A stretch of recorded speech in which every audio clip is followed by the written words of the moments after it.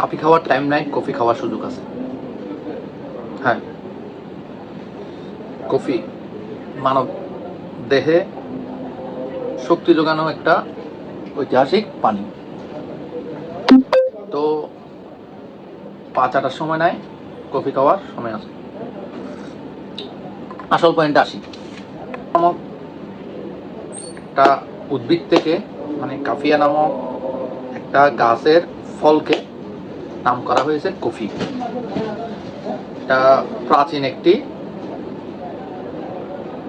পানীয়, সুস্বাদু পানীয়। বিশ্বস্ত সূত্রের তথ্য মতে 15 শতকের মাঝামাঝি সময় ইয়েমেনের সুফি সাধকগণের মাজারে প্রথম এই কফি পানীয়টা আবিষ্কার করা হয়। ওনারাই যে পানীয়টা প্রথম দিকে পান করত ইথিওপিয়া, সোমালিয়া পর্বত অঞ্চল থেকে। চারপাশে পর্বত অঞ্চলে বেশিরভাগ কাফিয়া গাছ পাওয়া যেত। ওই গাছের গোটা বা বীজ সংগ্রহ করে এটাকে থেতলিয়ে এক জাতীয় পাউডার করা হতো, পরে গরম পানির মাধ্যমে এটা তৈরি করা হতো। পরবর্তী যেটা কফি নামে সারা পৃথিবীতে বিস্তার লাভ করে। 16 শতকের সময় আফ্রিকা,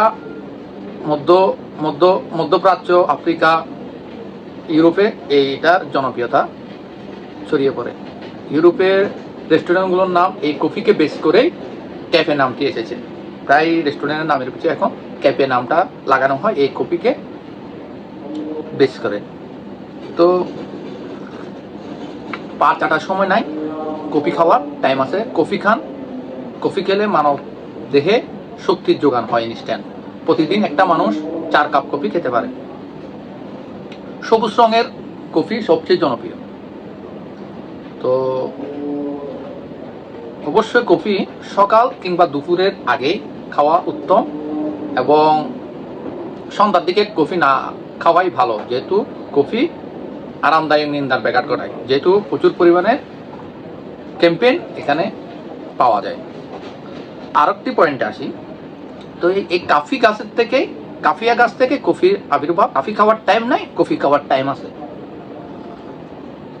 ভালো থাকবেন আর প্রতিদিন একটা করে কফি খান।